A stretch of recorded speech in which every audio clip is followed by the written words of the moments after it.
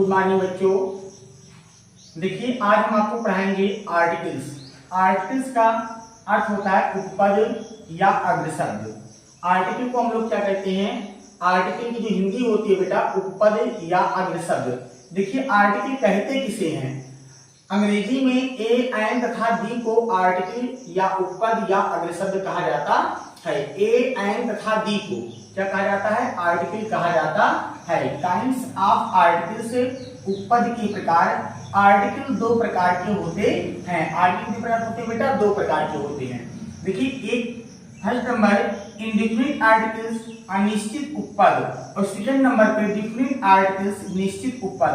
तो देखिए indefinite articles क्या है, अनिश्चित उपपद क्या है? ए तथा एन को इंडिफिनिट आर्टिकल कहा जाता है। देखिए मेरे प्यारे बच्चों, ए तथा एन को इंडिफिनिट आर्टिकल कहा जाता है क्योंकि वे जिस नाउन, नाउन मतलब संज्ञा, क्योंकि जिस वे नाउन व्यक्ति या वस्तु के पहले आते हैं उसके बारे में अनिश्चितता छोड़ जाते हैं। उसके बारे में क्या करते हैं बेटा? अनिश्चितता को छोड़ जाते हैं। एग्जाम्पल देखिए जैसे आई सा ए बॉय, तो यहाँ पर देखिए हम क्या भरेंगे? ए भरेंगे। आर्टिकल किसका प्रयोग करेंगे?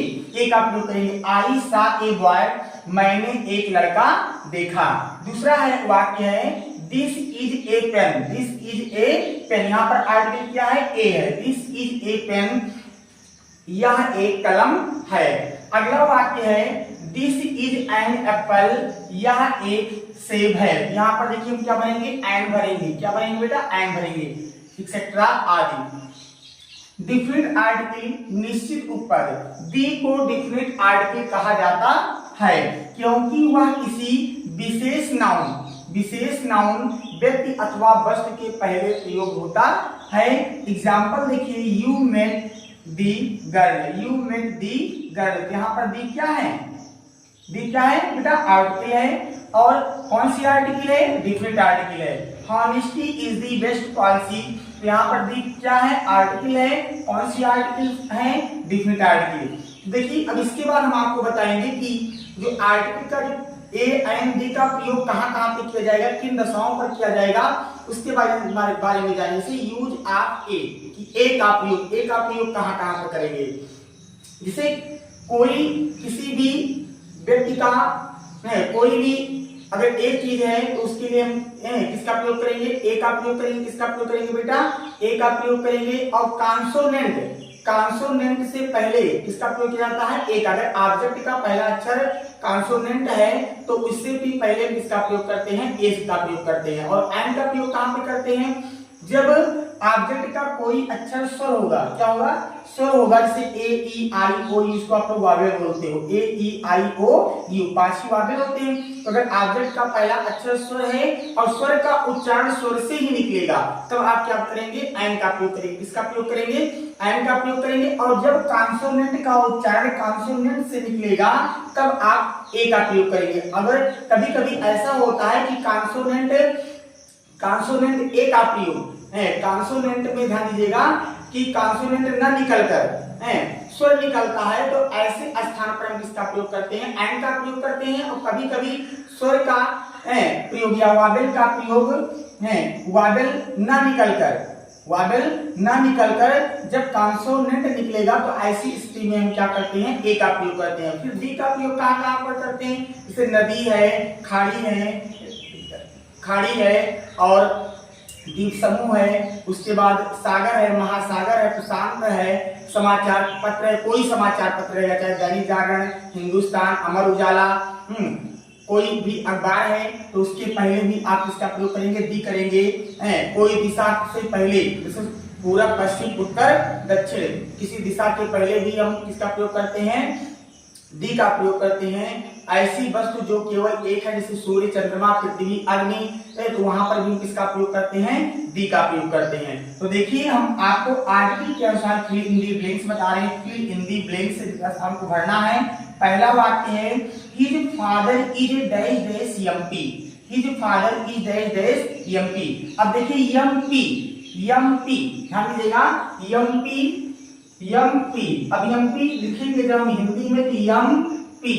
अब देखिए यम का उच्चारण क्या निकल रहा है? ए निकल रहा है। ए निकल रहा है ना, तो ऐसी स्थिति में बेटा क्या भरेंगे, एन भरेंगे। क्या भरेंगे, एन भरेंगे। हो जाएगा his father is an MP. दूसरा है dash dash Ganga is dash dash Holi river of India.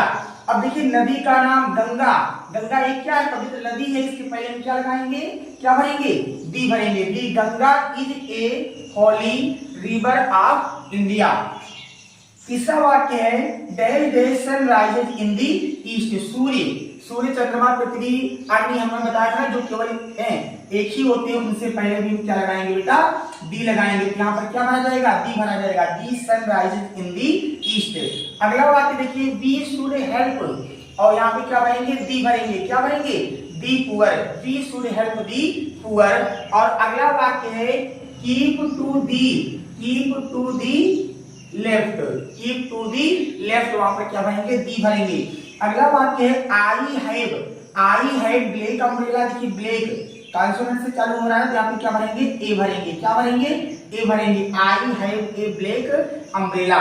और अगला वाक्य है this is dash dash useful book.